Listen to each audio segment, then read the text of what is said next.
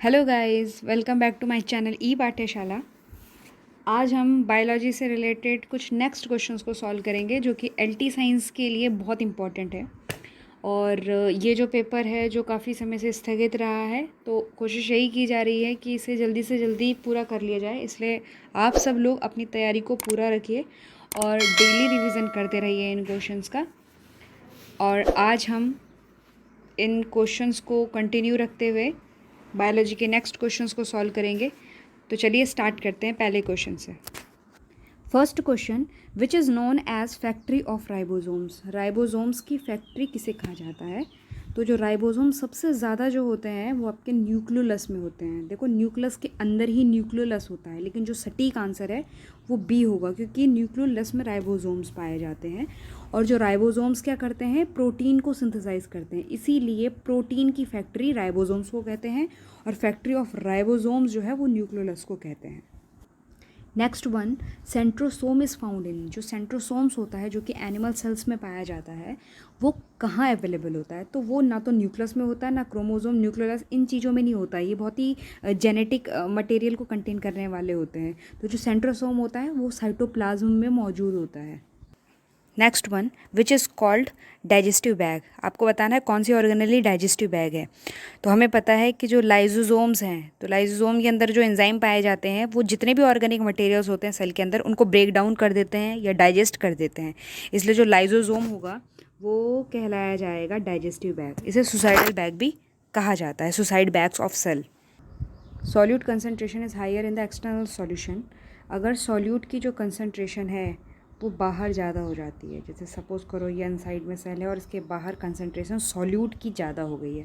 भाई, अगर सॉल्यूट की कंसनट्रेशन ज़्यादा हो गई है तो इसका मतलब जो बाहर का इन्वायरमेंट है वो ज़्यादा कंसनट्रेटेड है किसके रिस्पेक्ट में, जो इनसाइड में है। तो इस सेल की रिस्पेक्ट में बाहर कंसनट्रेशन बहुत ज़्यादा है। तो ऐसी सिचुएशन में जो सॉल्यूशन हो जाता है वो हो जाता है हाइपरटोनिक।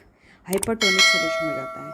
और अगर सेल की तुलना में बाहर कम कंसंट्रेशन हो तो उसको कहेंगे हम हाइपोटोनिक। और यदि दोनों की कंसंट्रेशन बिल्कुल सेम होती है, उस कंडीशन में जो सॉल्यूशन होता है वो आइसोटोनिक सॉल्यूशन होता है। लेकिन यहाँ पर क्या है, कंसंट्रेशन बाहर ज़्यादा है, इसलिए हाइपरटोनिक हो जाएगा।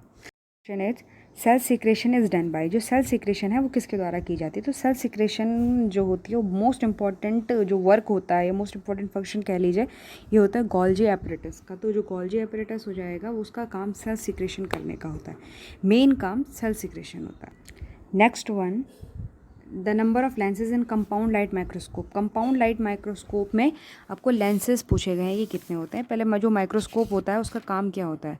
माइक्रोस्कोप का काम क्या होता है, जितने भी जीवाश्म होते हैं, छोटे छोटे जो छोटे छोटे पार्टिकल्स होते हैं, वो माइक्रोस्कोप की सहायता से आप उसे बड़ा करके देख सकते हो। तो ये यंत्र होता है। तो अब माइक्रोस्कोप दो तरीके का होता है, एक होता है कंपाउंड, एक होता है इलेक्ट्रॉन। जो कंपाउंड माइक्रोस्कोप होता है, अगर वो लाइट की सहायता से चल रहा है, सूरज की रोशनी से काम कर रहा है, तो उसको कंपाउंड लाइट माइक्रोस्कोप कह देते हैं।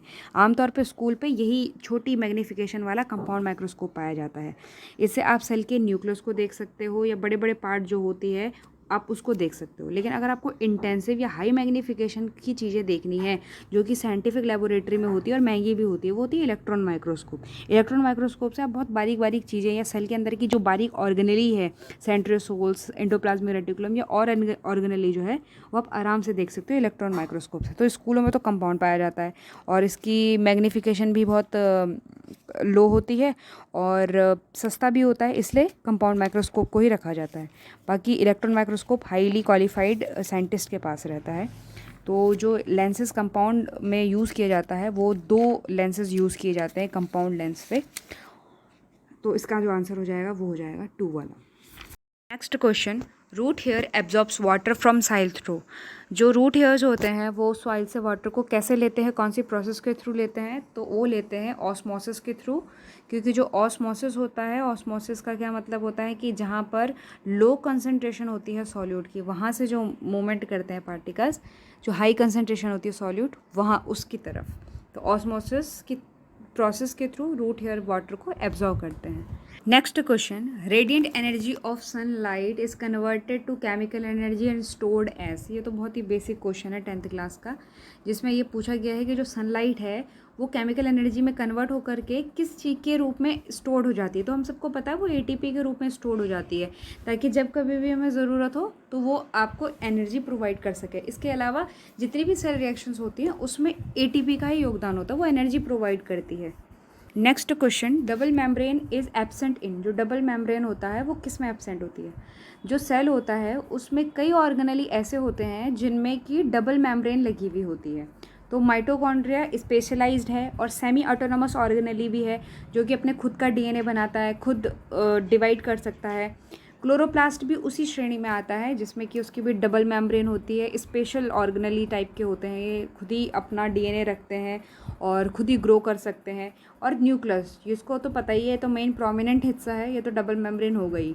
इस तो जो लाइसोसोम है वो डबल मेम्ब्रेन वाला नहीं होता, उसमें सिंगल मेम्ब्रेन होती है। कई ऐसे ऑर्गेनली भी होते हैं जो मेम्ब्रेन के बिना भी मौजूद होते हैं। तो आपने ये भी पढ़ना है कि कौन कौन से ऐसे स्पेशल ऑर्गेनली है जो डबल मेम्ब्रेन होते हैं, कोई सिंगल वाले होते हैं, जिनमें मेम्ब्रेन पाया ही नहीं जाता है, वो कौन से होते हैं। इस प्रकार का क्वेश्चन भी आपको पता होना चाहिए। फिलहाल इसका जो आंसर है वो हो जाएगा lysosomes. Next question, the network of endoplasmic reticulum is present in. जो एंडोप्लाज्मिक रेटिकुलम है उसका नेटवर्क कहाँ कहाँ फैला होता है? तो देखिए, सेल के अंदर एंडोप्लाज्मिक रेटिकुलम कुछ ऐसी खास जगह तो मौजूद होता नहीं है, वो सेल के अंदर ही होता है, साइटोप्लाज्म में ही होता है। कोई ऐसा छोटा सा मेम्ब्रेनस ऑर्गेनली तो है नहीं जो उसको आप किसी और ऑर्गेनली के अंदर पुट कर सको। तो ये अपनी आइडेंटिटी के साथ रहता है और साइटोप्लाज्म में रहता है। तो वो ये तो बहुत छोटे छोटे टाइनी से हो गए हैं, इनमें नहीं रहता है, साइटोप्लाज्म में ही फैला हुआ रहता है। तो इसका जो आंसर हो जाएगा वो हो जाएगा साइटोप्लाज्म। तो आज हमने बायोलॉजी पर बेस्ड कुछ क्वेश्चंस को यहाँ पर डिस्कस किया, जो कि काफ़ी इम्पॉर्टेंट हैं। अगर आपको मेरे ये क्वेश्चंस पसंद आते हैं तो आप प्लीज़ इन्हें लाइक करिएगा, और अगर आप नए हैं तो मेरा चैनल ज़रूर सब्सक्राइब कीजिएगा। तो आज के लिए इतना ही। Thank you and have a nice day.